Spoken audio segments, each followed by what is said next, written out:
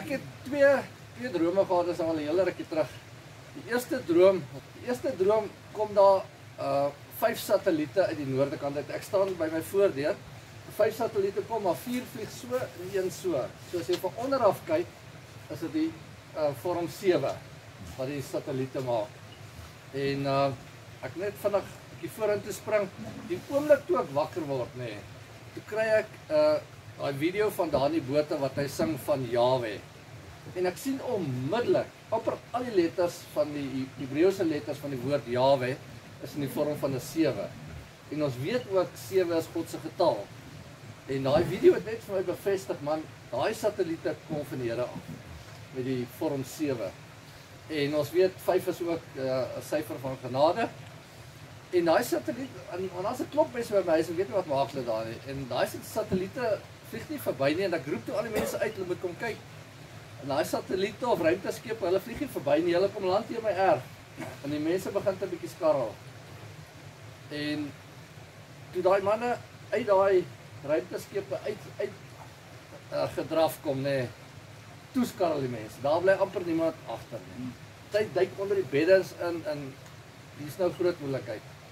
En al wat daai manne vra is waarmee is jy besig? Waarmee is jy besig? En ek besef onmiddellik wat hulle vra is jy besig met koninkrykswerk of die koninkryk uit te brei of nie? Net ja of nee. Hulle het nie beklei of geraas of geskreeu en nie moeilik gewees nie. Hulle vra net waarmee is jy besig? Hulle het eers met my gepraat. Dat ek moet self ondersoek doen waarmee is ek besig. So jy kan hier nou self vra vra die Here dalk dit vir jou ook vanaand, waarmee is jy besig? So ons moet besin waarmee is ons besig. Dit was die eerste droom en so 6 maande wat later toe droom ek is in die hemel. Ek was so aan die begin het ek vir niemand vertel nie. Dit was so spesiaal nê. En ek het net nie vir iemand vertel, ek het net vir my vrou vertel. En daai droom was so spesiaal en ek dink toe, joh, dis 'n boodskap van die Here af en want dit is myne. Dis myne. Ek sit hom hier in my baadjie se binnesak. Dis nou my droom. Hy is nou hier naby my hart. Joh, maar dit tref dit my soos 'n hamer tussen die oë. Die Here gee vir my 'n brief om uit te deel. En ek sit hom hier. Ek steek hom weg. Dis myne. Ek hou hom vir myself. Dit het my so getref, nê. Van toe af probeer ek enige geleentheid. Ek was by mannebetuure en by Pastora Forum het ek die boodskap oorgedra. Ek het net besef die Here het my briewe gegee en ek kan dit mos nie vir myself hou nie. Goed, die eerste droom is ek droom ek is in die hemel. Ons kry net 'n deur hierso. Nou staan daar 'n ou by die deur. Ek neem aan dis 'n engel. Die deur het so hierdie kant toe opgemaak. Nou is daar 'n dikstroom mense wat inkom. En hy druk. Maar die mense weet die tyd is min, hulle moet nou wikkel. En hy druk. Hy kry daai deur toe so dikstroom mense kom daar. En hy druk. En die volgende oomblik toe is dit weer. En die tragedie is daar's baie oop stoele daar binnekant. En daar's baie mense wat dit nie gemaak het. So ek gaan soos ek dis 4 drome en een wat ek gedroom het op een aand. Ek gaan soos ek aangaan gaan ek vertel wat ek verstaan onder die droom. Ek weet 'n graad 1 of standaard 1 laat ek kan vir jou vertel wat daai droom beteken. Daai deur is amper toe. Hy's amper toe. En as hy toe is, aan watter kant is jy? So jy moet 'n besluit maak. En nie net dit nie. Jy moet wie gaan saam met jou? As jy sê jy wil hierdie kant wees, wie vat jy saam om ook hierdie kant te wees? So dis die eerste droom. Dis nie soos 'n party drome wat 'n figuur het of 'n kleur of 'n nommer of wat jy moet 'n boek raadpleeg om te verstaan nie. Daai is regheid. Goed, die eerste droom is die tyd is min, die deur is amper toe. Die eerste deel. Die tweede deel is dis sit ons so in 'n saal, maar ons sit so agter mekaar soos in 'n skoolsaal. Maar daar's duisende mense daarso. En hier aan die linkerkant kom 'n ou by die deur in en hy wink vir ons. Maar ek voel nie gemaklik met die man nie.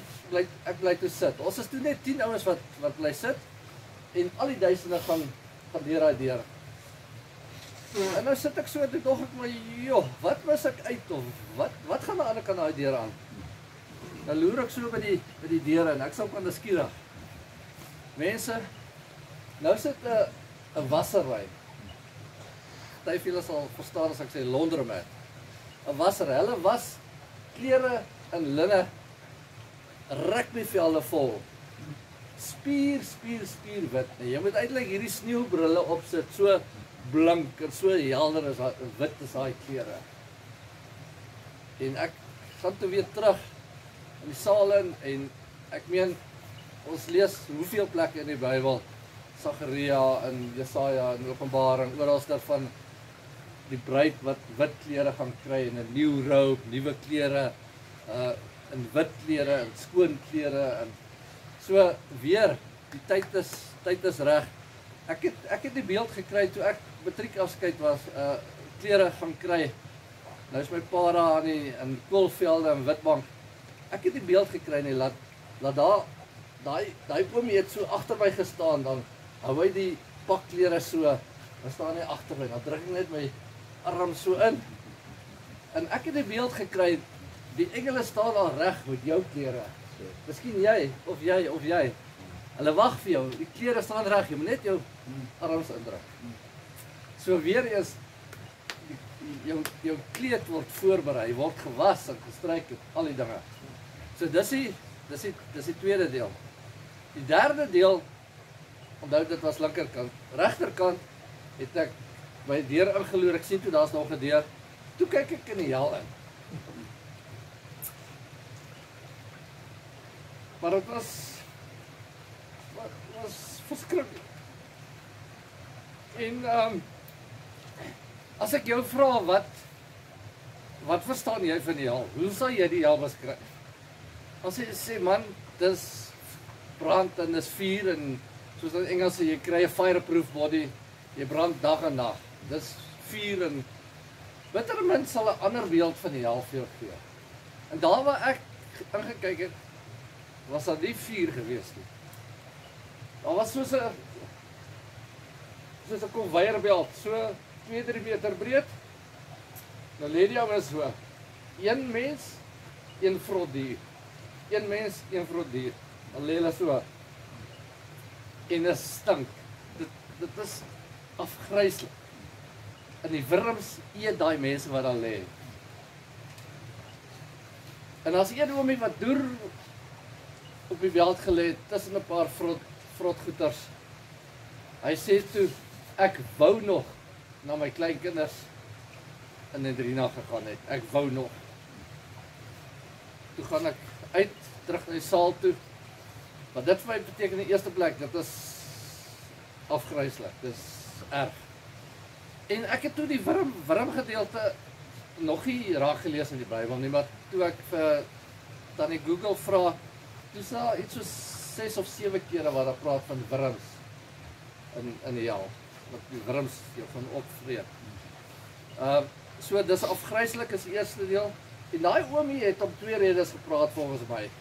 Die eerste rede is, ons moet weet, hulle is lewendig, dis nie lyke wat daar lê nie, hulle is lewendig. Die tweede rede hoekom daai oomie gepraat het, verwyte eet daai mense op. Ek wou nog 'n manne kan bygewoon het. Ek wou nog 'n pa en seun kan bygewoon het. Ek wou nog my broer na pa en seun kamp toe vat. Nou is hy oorlede. Ek wou nog my pa gevat het. Ek wou nog my seun gevat het. Ek wou nog gaan regmaak het. Ek wou nog die hele tyd, jaar in en jaar uit, ek wou nog. Al daai verwyte, kataza daai ouens daar. So dis die hel gedeelte. Toe kom ek terug en ek gaan in 'n saal in, weer terug in daai saal. En ek hou vreeslik van fotografie. En ek dog toe ek gaan 'n mooi sonsondergang afneem.